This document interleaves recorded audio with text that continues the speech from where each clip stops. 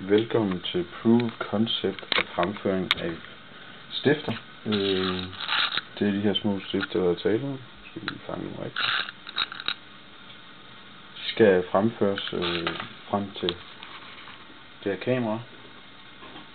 Det setup er et koncept setup, men ikke et korrekt setup, hvor dette ville have været et rigtigt industrielt vision kamera. Her er det bare simuleret med et almindeligt webcam.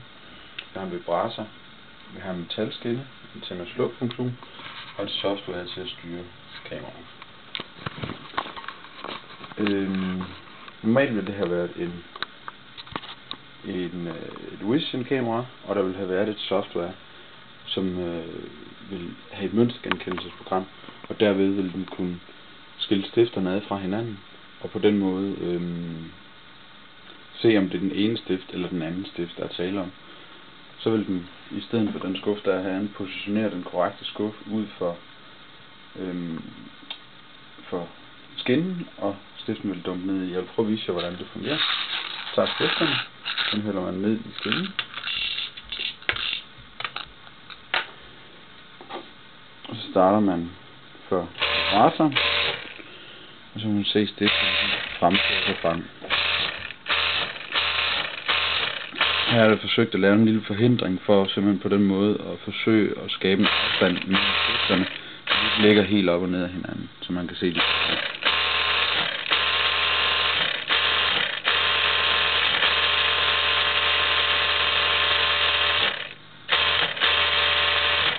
På den måde har vi allerede skabt en afstand her. Og vi fortsætter frem for det, vi gør i impulser, ligesom jeg styrer her med mine fingre. Nu er stiften inden for kameraets synsfelt, som I kan se her på skærmen. Så bevæger stiften sig ind i kameraets synsfelt. Jeg vil nu tage et billede af stiften. Mønstergenkendelsesprogrammet vil behandle dataene, positionere den korrekte skuffe her. Her er det en stationær skuffe, men den vil have en rundel, hvor den positionerer den korrekte skuffe. Så vil den starte vibratoren igen. Og føre stiften ud af billedet. Og ned i skuffen. Som I kan se her, så er der to stifter inde i billedet nu. Det vil selvfølgelig være den afstand, man skal forsøge at lægge sig herhenne i forhindringen, sådan så at man har en god stor afstand til at arbejde med stiften på, så de ikke kommer oven i hinanden, og den skal behandle mange data på en gang.